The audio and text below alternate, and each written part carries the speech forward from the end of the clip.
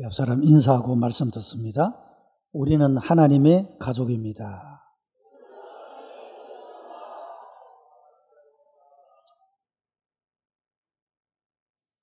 사람이 자기 자신에 대해서 어떻게 생각하느냐, 내가 어떤 존재냐에 따라서 사람의 말하는 것이 달라지고 행동하는 것이 다르게 나타납니다.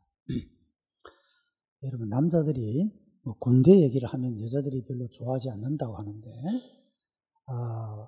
의무 복무를 마치고 나면 예비군이라는 것에 편성이 됩니다.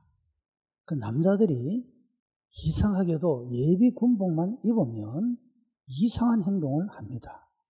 평소에 하지 않은 거친 말도 하고 아주 보기 싫은 그런 행동도 아주 스스럼 없이 하고 있는 그런 모습을 봅니다. 무엇이 그렇게 만들까? 그 옷이라는 것이. 자기의 사회 속에서의 신분과 위치와 역할과 아마 이런 것들을 생각하고 있다면 비록 예비군복을 입어서도 함부로 행동하지 않을 겁니다. 그런데 자기의 그 정체성을 잃어버렸기 때문에 군복 속에 자기의 정체가 숨겨져 버렸기 때문에 아마 그런 행동들을 하는 것이 아닐까, 그런 생각을 해보게 됩니다. 물론 예비군복 입었다고 다 마음대로 행동하는 건 아니죠. 예비군복만 입으면 유독 그런 분이 있더라고 하는 겁니다. 자, 여러분, 그래서 우리가 이 세상 속에서 살아갈 때 우리가 어떤 정체성을 가지고 살아가느냐 하는 것은 대단히 중요한 것입니다. 오늘 이 찬양대가 부른 찬양대 그런 가사들처럼 말이죠.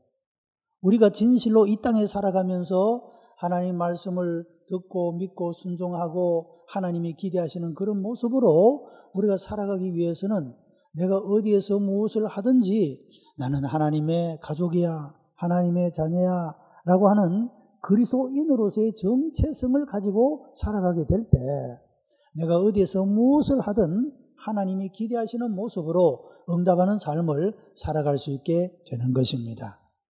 우리 전주한교회 모든 성도들은 그리스도인으로서의 확실한 정체성을 가지고 어디에서든지 무엇을 하든지 하나님을 기쁘시게 하고 영화롭게 해드리는 하나님의 가족들이 되시기를 주님의 이름으로 축복합니다.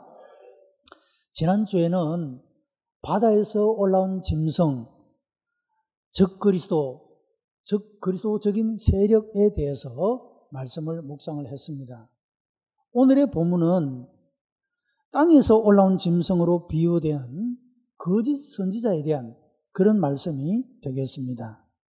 여러분, 즉 그리스도가 아무리 강한 세력을 얻고 권세를 가지고 있다고 할지라도 그들의 승리는 일시적인 것이요 결국에는 패망하게 되는 것이며, 성도들은 그들에 의해서 핍박을 받고 비록 어려움을 겪을지라도 최후의 승리자가 된다는 것을 말씀드렸습니다. 여러분, 마귀라는 존재는 성도와 교회를 대적하면서 크게 두 가지의 방법을 사용하여 우리의 믿음을 무너뜨리려고 하는 것을 보게 됩니다. 첫 번째는 외부적인 그런 핍박의 방법입니다. 이 역사 속에서 교회는 많은 핍박을 받아왔고 성도들이 특별히 그 가문에서 처음 신앙의 생활을 시작하는 신앙의 개척자들은 그 가문의 친족들로부터 많은 핍박과 어려움을 여러분 그렇게 당하게 되는 모습을 보게 됩니다. 어쩌면 오늘 이 순간에도 여전히 내가 예수 믿는다는 그 이유 때문에 여러분 이 신앙의 의미를 알지 못하는 사람들로부터 핍박을 받고 혹은 비난을 당하거나 조롱을 당할 수도 있습니다. 교회는 역사 속에서 끊임없이 이런 외부적인 핍박과 그런 어려움을 겪어왔던 그런 모습을 볼 수가 있는 것입니다. 자, 그런데 교회가 역사 속에서 이런 핍박을 받을 때 어떤 모습들이 나타났는가 하는 겁니다. 그리스도 예수에 대한 구원의 확신을 가지거나 또 그리스도인으로서의 확실한 존재감을 가지고 살아가는 사람들은 그런 핍박과 어려움 속에서도 그들의 믿음을 저버리지 않습니다. 내 목숨을 내어놓을지언정 믿음을 배반하지 않았습니다. 그러나 그리스도인으로서의 정체성이 약한 사람들은 내가 뭐 예수 안 믿으면 되지. 내가 교회 안 나가고 하나님 떠나면 되지. 여러분, 이렇게 해서 많은 사람들이 외부적인 핍박이 일어나게 될 때 그 연약한 믿음을 가진 사람들은 그 믿음의 파선자가 되고 믿음을 떠난 사람들이 되는 것을 보게 됩니다. 자, 여러분, 형식적이고 명목적인 신앙을 가진 사람들, 자기의 어떤 세속적인 목적을 달성하기 위해서 신앙생활을 했던 사람들은 외부적인 핍박이 오게 되면 이 핍박을 견뎌낼 만한 내부적인 가치를 가지고 있지 못하기 때문에 떠나가 버립니다. 그러나 신앙의 가치를 아는 사람들은, 그리스도인으로서의 확실한 정체성을 가지고 있는 사람들은 그런 핍박 가운데서도 목숨을 버릴지언정 신앙을 버리지 않았습니다. 그래서 교회가 핍박을 받을 때 어떤 사람들이 남게 되느냐? 확신하는 신앙을 가진 사람들만이 교회에 남게 된 것입니다. 여러분, 그런 사람들이 모여있는 교회가 얼마나 강력한 신앙의 공동체가 되는 것이 아니겠습니까? 목숨을 내어 걸고 신앙을 지키는 사람들을 누가 당해낼 수가 있느냐, 그 말이죠. 그래서 이런 외부적인 핍박을 통해서는 오히려 그 성도들의 신앙이 더욱더 확고해지고 단단해지고 더욱더 확신에 찬 그런 모습을 가지게 된 것을 볼 수가 있다라고 하는 것입니다. 여러분, 교회가 외부적인 이런 핍박보다도 쉽게 무너지거나 흐트러질 수 있는 그 두 번째 요소가 무엇이냐 하니까 바로 내부적인 것이라고 하는 것입니다. 이 사탄이 교회와 성도들을 넘어뜨리기 위해서 두 가지 방법을 사용하는 두 번째 방법은 내적인 방법으로 교회를 부패하게 하거나 성도들을 미혹하는 것이라고 하는 것입니다. 이런 때때로 이 성도들을 미혹하는 그 행동 속에는 교회를 위하는 것 같고 하나님을 위하는 것 같고 다른 성도들을 위하는 것 같아 보여도 그들은 양의 탈을 쓴 마귀와 같은 그런 사람들이기 때문에 그들의 겉으로 보이는 행동은 선하고 아름다운 것 같아도 결국에는 그 성도들을 미혹하여 믿음을 파손시키고 우상에게 경배하게 만들고 하나님을 떠나게 만들고 구원을 상실하게 만들게 하는 목적으로 그와 같이 하고 있다라고 하는 것입니다. 여러분, 그래서 성경 우리들에게 교훈합니다. 이 마지막 때에는 특별히 영적인 분별력을 가져야 한다라고 말하고 있습니다. 마귀는 내부를 부패하게 만들거나 성도를 미혹하여 여러분 참 진리가 아닌 것을 진리인 것처럼 쫓게 만드는 이런 미혹들이 우리 주변에서 강하게 일어나고 있기 때문에 우리가 이런 것들에 대한 영적인 분별력을 가질 필요가 있음을 교훈하고 있는 것입니다. 바울이 변하기 전에 그는 외적으로 핍박하였고 내적으로는 하나님을 위한 잘못된 열심으로 교회를 핍박하고 성도들을 잔멸하고자 하는 그런 목적으로 행동했던 그런 모습을 볼 수가 있지 않습니까? 여러분, 교회나 성도가 이런 시험을 이기지 못하면 무력한 교회가 되어져 버리고 만다라고 하는 것입니다. 그래서 참된 그리스도인의 정체는 외부적인 핍박이 있을 때나 내부적인 부패나 미혹이 있을 때 참된 그리스도인이냐 그렇지 않으냐 하는 그 정체성이 분명하게 드러나게 되어지더라고 하는 것입니다. 여러분, 주님의 재림의 때가 가까워 올수록 땅에서 올라온 짐승으로 비유되는 거짓 선지자는 더욱더 강렬하게 역사할 것입니다. 여러분, 요즘에 우리 주변에 얼마나 이단과 사이비가 아주 열심으로 활동을 하는 그런 모습을 볼 수가 있지 않습니까? 마지막 때가 얼마 남지 못하면 더욱더 이런 미혹들이 기승을 부리게 되어질 것입니다. 요한계시록에서 사단과 즉 그리스도와 거짓 선지자는 삼위일체로 등장하는 것을 보게 됩니다. 사단의 소원은 하나님과 같이 되는 것입니다. 천사장이었던 루시퍼가 하나님같이 되려고 하나님과 비기려고 하다가 타락하게 되고 쫓겨남을 당하여 여러분 이 땅에 쫓겨남을 당하게 되고 공중의 권세 잡은 자로 활동하고 있는 사실인 것입니다. 이런 하나님과 같이 되려고 하는 욕망이 타락의 원인이 되고 있는 모습을 보게 되는 것입니다. 사단은 성부 하나님을 대적하고 바다에서 올라온 짐승인 즉 그리스도는 성자 예수 그리스도를 대적하여, 그리고 땅에서 올라온 짐승인 거짓 선지자는 성령님의 역사를 그렇게 대적하고 있는 모습을 보게 되는 것입니다. 여러분, 오늘날에도 이단들의 종류에는 자기가 보혜사 성령이라고 그렇게 우기는 사람도 있고, 자기가 그리스도라고 우기는 사람도 있고, 자기가 하나님이라고 말하는 사람도 있습니다. 이렇게 마지막 때가 되면 여러분, 적그리스도, 사단, 이런 거짓 선지자들이 나타나서 자기가 이와 같이 하나님이라고 주장하는, 하나님 자리에 자기가 올라가려고 하는 이런 사람들이 많이 나타나게 되는 것을 볼 수가 있다라고 하는 것입니다. 오늘 본문의 바다에서 올라온 짐승으로 비유되는 거짓 선지자는 어떤 특징을 가지고 있는 것인가? 첫째는 적 그리스도에게 종노릇을 한다고 하는 것입니다. 본문 11절로 12절에 내가 봄에 또 다른 짐승이 땅에서 올라오니 새끼 양같이 두 뿔이 있고 용처럼 말하더라. 저가 먼저 나온 짐승의 모든 권세를 그 앞에서 행하고 땅과 땅에 가는 자들로 처음 짐승에게 경배하게 하니 라고 말씀을 합니다. 처음 짐승은 바다에서 올라왔고 이것은 적그리스도라고 말했습니다. 그런데 바다에서 올라온 이 짐승에게, 땅에서 올라온 짐승이 그 첫 번째 짐승에게 경배하게 하는 그런 역사를 행하고 있다라고 말하고 있는 것입니다. 거짓 선지자의 특징이 무엇이냐? 바로 그 목적은 사단에게 경배하게 하는 것이다, 그 말입니다. 여러분, 오늘날 과학이 얼마나 발전했습니까? 달나라를 정복하고 화성을 탐사하고 여러분, 인간이 살만한 대체의 땅을 찾고 있는 여러분, 이런 시대가 아닙니까? 그런데도 불구하고 오늘날 미신이 더욱더 성행하고 있는 그런 모습을 보게 됩니다.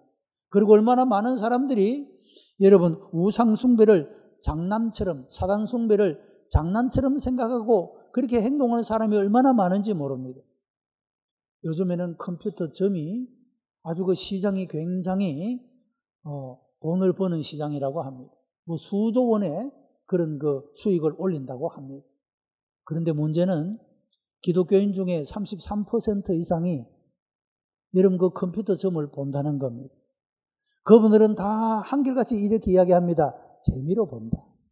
장난삼아 본다. 그렇게 한다는 거죠. 여러분, 그러나 우리가 장난삼아, 재미삼아 하는 그 일이 마음을 빼앗기게 되고, 여러분 결국에 그렇게 계속적으로 끌려다니게 되면 결국에는 우리가 사단을 숭배하는 자리에 앉게 된다고 하는 사실을 기억할 필요가 있다는 겁니다. 이 첫 번째 짐승인 적그리스도에게 종로로 타도록 두 번째 땅에서 올라온 이 거짓 선지자가 그렇게 유혹을 하고 미혹을 하게 된다라고 하는 것입니다. 여러분, 이것이 바로 종말에 나타날 특성 가운데 하나가 된다라고 하는 거죠. 우리가 경험하는 우리 주변의 이런 모든 현상들이 이것이 종말적인 현상의 그런 모습들이로구나 하는 것을 우리가 깨달아야 할 필요가 있다고 하는 겁니다. 두 번째는 이 거짓 선지자는 매우 종교적인 성격을 가지고 있다라고 하는 겁니다. 여러분, 이단이나 사이비는요, 처음부터 이상한 말을 하는 사람들이 아닙니다. 그들도 성경을 가지고 있습니다. 그들도 예수님을 이야기합니다. 그들도 하나님을 이야기하고 성령님을 이야기합니다. 오늘 본문에도 그런 말씀이 있죠. 두 번째 짐승의 모양이 새끼 양 같다 그랬죠. 새끼 양이 무엇입니까? 어린 양 되시는 예수 그리스도를 표현한 말이 되고 있는 것입니다. 여러분, 요즘에는 짝퉁이라고 불리는 이미테이션이 얼마나 많습니까? 모방해서 가짜 제품을 만들고 그것을 진짜인 것처럼 속여서 파는, 여러분, 그런 상품들이 얼마나 많습니까? 짝퉁인 줄 모르고 사는 사람도 있고 짝퉁인 줄 알면서도 포장하기 위해서 사는 사람도 있고 여러 종류의 사람들이 있는데, 여러분, 거짓 선지자도 마찬가지라고 하는 것이죠. 진리신 예수 그리스도를 나타내고 자랑하고 선포하고 전파하는데 목적을 둔 것이 아니라 다만 그들의 다른 목적을 성취하기 위하여 새끼 양 같고 그런 모양만 본떠오는 이것이 바로 거짓 선지자의 특성이 되어진다라고 말하고 있다는 것입니다. 여러분, 이단 종교도 기독교와 비슷한 면들을 가지고 유혹을 하고 있다는 것입니다. 인간 복제 주장으로 전 세계의 파문을 일으키고 있는 라엘리언 무브먼트라고 하는 것이 있습니다. 여기 교주가 라엘이라고 하는 사람인데 이 사람은 외계인과 접촉하는 유일한 자다 그렇게 선전을 하고 그를 따르는 사람은 그것을 사실로 알고 숭배를 하게 되어지는 것입니다. 여러분, 이 라엘이라고 하는 사람이 외계인과 접촉하는 유일한 사람이다. 이것은 어디서 들은 얘기 아닙니까? 여러분, 하나님과 인간 세상에 유일한 중보자는 예수님이시다. 믿습니까? 예수님 이외에는 구원받는 길이 없다. 이 성경의 말씀을 믿습니까? 이것을 본딴 겁니다, 여러분. 예수님이 하나님과 인간 사이의 유일한 중보자, 예수님이 아니면 아무도 하나님 나라에 들어갈 수 없다라고 말하는 이 성경을 그대로 본따서 라엘이라고 하는 사람은 외계인과 접촉하는 유일한 사람이라, 이런 거짓된 선전에 사람들이 속아서 이 라엘리언 무브먼트에 사람들이 심취를 하고 그것을 추종하고 따라가는 그런 모습을 볼 수가 있다라고 하는 겁니다. 여러분, 신앙의 세계, 종교의 세계에도 이런 이미테이션, 짝퉁, 모방이 얼마나 많은지 모른다고 하는 겁니다. 이것을 잘 분별하지 않으면 우리가 성경의 진리를 알고 여러분 이것을 가지고 분별하지 않으면 우리가 그런 분별력을 갖지 못하면 우리가 그런 미혹에 넘어가게 되어진다라고 하는 사실입니다. 여러분, 그래서 우리가 하나님 말씀을 잘 듣고 잘 이해하고 잘 배워야 합니다. 그래야만이 우리가 이런 이단과 거짓 선지자의 미혹에 빠지지 않고 우리가 참된 신앙의 길을 걸어갈 수가 있게 된다라고 하는 것입니다. 그리고 요한계시록 13장 14절에 보면 짐승 앞에서 받은 바 이적을 행함으로 땅에 가는 자들을 미혹하여 라고 말하고 있습니다. 여러분, 이런 거짓 선지자도 이적을 행하더라 그런 말입니다. 여러분, 사단이나 적그리스도나 거짓 선지자도 여러분 이들의 세력은 그들이 권세를 가진 자들입니다. 그래서 이적을 행할 수도 있다라고 하는 것이죠. 자, 우리가 출애굽기의 말씀을 보면 모세가 애굽 땅에서 10가지 재앙을 내리죠. 그런데 애굽의 마술사들이 세 번째 이적까지는 따라했습니다. 똑같이는 하지 않았어도 따라했죠. 그러니까 여러분, 거짓 선지자도 기적을 행할 수가 있다는 것입니다. 그래서 여러분, 이 이적도 무조건 이적을 행한다고 해서 혹해서 우리의 마음을 빼앗길 것이 아니라 이 이적의 목적이 무엇인가를 알아야 됩니다. 그것을 보고 분별해야 된다 그 말씀이죠. 요한복음에는 7가지의 이적이 나타나고 이것을 표적이라고 말합니다. 그렇게 말하는 이유는 예수 그리스도가 하나님이시요 우리의 구세주이심을 나타내는 그 이적을 통해서 그분이 하나님이시요 우리의 구세주이심을 나타내는 사인, 표적이라고 그렇게 말하고 있다는 것이죠. 그런데 여러분, 거짓 선지자나 사단이나 적그리스도가 나타내는 이적은 목적이 다르다 그 말이죠. 우리를 구원하는 목적이 아니라 우리를 패망하게 만들고 멸망시키려 하고 사단을 숭배하게 만드는 데 목적이 있는 것이지 진정으로 우리의 삶의 행복함과 풍성한 삶을 가져오도록 하기 위한 그런 이적이 아니다 그 말입니다. 그래서 무조건 이적을 행한다고 우리의 마음을 빼앗길 것이 아니라 이 이적의 목적이 정말로 우리의 삶에 생명을 주고 구원을 가져다 주고 풍성한 삶을 가져다 주는 이적인지 단순히 우리의 마음을 빼앗아가기 위한 목적은 다른데 악한 목적은 숨겨두고 있는 이적인지를 분별할 필요가 있다 그 말입니다. 신명기 13장 2절로 3절에는 내게 말하기를 내가 본래 알지 못하던 다른 신들을 우리가 쫓아 섬기지 아니하며 이적과 기사가 그 말대로 이룰지라도 나는 그 선지자나 꿈꾸는 자의 말을 청종하지 말라. 이는 너희 하나님 여호와께서 너희가 마음을 다하고 성품을 다하여 너희 하나님 여호와를 사랑하는 여부를 알려하사 너희를 시험하심이라고 말하고 있는 것입니다. 그래서 여러분, 우리는 어떤 기적, 어떤 이적, 여기에만 매달려 있게 되면 우리가 이런 미혹에 빠질 수가 있다라고 하는 겁니다. 여러분, 사람들이 예를 들어서 병이 들면 누구에게나 무엇이나 하려고 합니다. 아무에게나 매달리려고 합니다. 병만 고칠 수가 있다면 내가 사단을 숭배해서라도 병을 고치겠다, 이런 사람들이 있다는 것이죠. 여러분, 그러나 사탄의 목적은 혹 병을 낫게 하는 이적을 행할 수 있다 할지라도 그 궁극적 목적은 그를 멸망시키는 겁니다. 그로 하여금 지옥의 자식이 되게 하는 겁니다. 이것을 안다면 우리는 결코, 차라리 내가 그런 이적을 만나지 못한다 할지라도 여러분, 그 미혹에 빠지지 않게 된다라고 하는 것입니다. 여러분, 이런 확신을 여러분들이 가지게 되기를 바랍니다.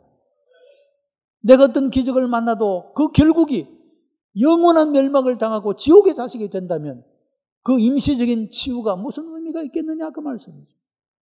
내가 비록 병의 치유를 얻지 못한다 할지라도, 내가 이 병으로 인하여서 괴롭고 힘든 삶을 살아간다 할지라도, 여러분, 이 길이 구원의 길이요 이 길이 생명의 길이면 그 길을 쫓아가는 것이 그리스도인의 정체성을 가진 자의 삶의 모습이라고 하는 것입니다. 거짓 신자들의 말로는 요한계시록 19장 20절에 이렇게 말합니다. 짐승이 잡히고 그 앞에서 이적을 행하던 거짓 선지자도 함께 잡혔으니 이는 짐승의 표를 받고 그의 우상에게 경배하던 자들을 이적으로 미혹하던 자라.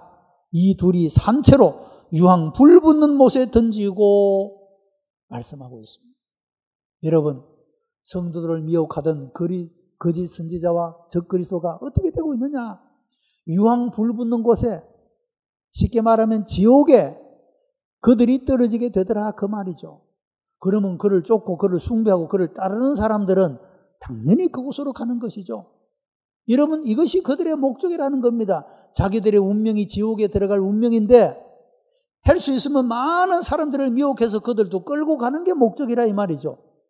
이적을 보여줘서 그들의 마음을 뺐든지 어떤 달콤한 말로 유혹을 하든지 무엇으로든지 많은 사람들을 미혹해서 함께 지옥에 같이 죽자라고 하는 것이 그들의 목적이라고 하는 겁니다. 여러분, 성도로서의 분명한 정체성을 가질 수 있게 되기를 바랍니다. 영적인 분별력을 가지고 이런 미혹과 유혹에 빠지지 않게 되기를 바랍니다.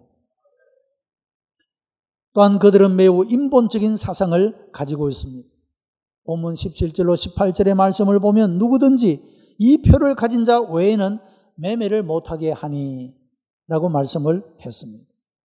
이 표는 짐승의 이름이니 그 이름의 수라. 지혜가 여기 있으니 총명 있는 자는 그 짐승의 수를 세어보라. 그 수는 사람의 수니 666이니라고 말씀을 하고 있습니다. 자, 여러분, 이 666에 대한 해석이 뭐냐에 대해서 많은 신학자들 가운데 여러 가지의 그런 의미에 대한 해석을 가지고 있습니다. 어떤 분은 그런 이야기를 했어요. 이 666이 뭐냐?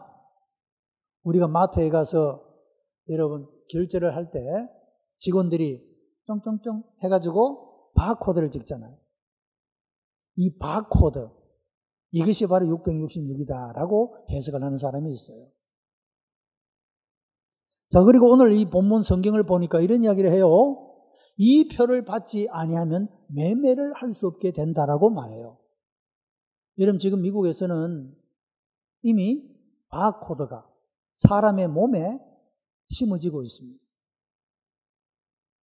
여러분, 요즘에는 이 스마트페이라고 해서 여러분 휴대폰을 가지고 결제란에 대면은 스마트폰들 결제를 하시죠.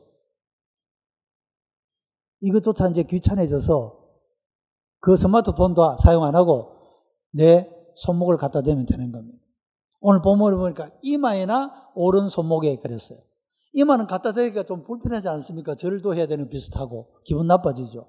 그러니까 아마 오른쪽 손목에, 그리고 뭐 어디든지 왼쪽이든 오른쪽이든 통일을 해야 되니까 오른 손목에 이렇게 이야기를 하고 있어요. 여러분, 어쩌면 이런 일들이 앞으로 시간이 지나면서 가시화, 우리나라에도 가시화될지도 모르겠습니다. 이것이 아니면 매매를 할 수 없게 된다고 말하고 있어서 모든 사람이 다 표를 받게 되는 것입니다. 만약에 이것이 오늘 성경이 말하고 있는 짐승의 표라고 한다면 우리는 받지 말아야 하는 것입니다. 매매를 못하는 일이 있다 할지라도 받지 말아야 되는 것이, 왜? 짐승의 표를 받는 자는 지옥에 들어가기 때문에 그렇습니다. 여러분, 이 말씀과 대조되는 말씀이 무엇입니까? 짐승에게 경배하지 아니하는 자는 누구냐? 그 이름이 생명책에 기록된 자들 이외에는 다 짐승에게 경배하더라, 이렇게 말합니다. 우리가 생명책에 기록되었다면 우리는 짐승에게 경배하지 않아야 되는 거예요. 필요할 때 여러분, 이 666 바코드가 우리가 받아야 어쩌면 진행되어질 그 일이 이것이 짐승의 표라면 여러분, 제가 받지 말라고 이야기하겠습니다. 아직 확실하지 않기 때문에 말씀을 드리지 못하지만, 어쨌든 여러분, 우리가 우리의 이름이 생명책에 기록되었다고 한다면 짐승의 표를 거절해야 하는 것이죠. 우리 그리스도인들은 여러분, 이런 아주 강력한, 어쩌면 우리의 생존을 위협하는 여러분, 이런 핍박으로, 이런 유혹과 시험으로 우리 그리스도인들은 이 세상에 살아가면서 그런 도전에 직면하면서 살아가고 있다라고 하는 것입니다. 이것이 매우 인본적인 그런 사상의 모습이라고 하는 겁니다. 6은 인간의 숫자를 말하고 3번이나 반복된 것은 인간 중심의 사상이나 철학이 이 땅을 지배한다고 하는 그런 의미를 가지고 있습니다. 프란시스 쉐퍼라고 하는 유명한 복음주의 철학자가 있습니다. 그는 그리스도인의 선언이라고 하는 책에서 현대 그리스도인이 직면한 가장 위험한 세력은 바로 이 세속적 인본주의다라고 말했습니다. 여러분, 인본주의자들은 인간 중심의 문화를 건설하기 위해서 인본주의자의 선언이라는 것을 발표했습니다. 이것은 하나님을 중심에 놓는 기독교적인 체계나 문화를 박멸하고자 하는 운동을 말하고 있는 것입니다. 여러분, 그리스도인들이 거부해야 하는 것은 바로 이런 인간을 사상의 중심에 놓고 하나님을 제외해버리는 세계관을 의미하는 세속주의의 인본주의. 여러분, 이것을 우리 그리스도인은 경계하면서 살아가야 하는 것입니다. 만약 이것을 거부하면 사회에서 핍박을 받게 될지도 모릅니다. 매매를 할 수도 없기 때문에 생존이 위협을 받을 수도 있습니다. 여러분, 그러나 이런 때에 신실한 그리스도인의 정체가 드러나게 된다라고 하는 것입니다. 우리의 삶이 얼마나 있을까요? 여러분, 태어나는 아이도 100세를 잘 넘기지 못합니다. 그 시간은 제한적인 것입니다. 만약에 오늘 우리들에게 이런 핍박이 일어나게 된다면 여러분, 우리의 남은 작은 이 생애 때문에 영원한 생명을 포기하는 어리석음을 보면서는 안 될 것입니다. 내 이 작은 생명, 얼마 남지 않은 생명이 비록 순교의 죽음을 당한다 할지라도 말이죠. 여러분, 바로 이것이 그리스도인으로서의 정체성을 가지고 살아가는 자의 삶의 모습이라고 하는 것입니다. 세계는 인본주의적이고 반기독적인 문화로 변해가고 있습니다. 마지막 시대에 그리스도인들에게는 더더욱 격렬한 여러분, 이런 도전과 시험들이 나타나게 될 것입니다. 역사는 어두워져가고 역사의 종말은 다가오고 있습니다. 오늘의 말씀은 짐승의 표를 받는 것을 거절하고 그리스도인으로서 복음을 증언하며 사는 사람들이 되도록 준비하라고 말씀하고 있습니다.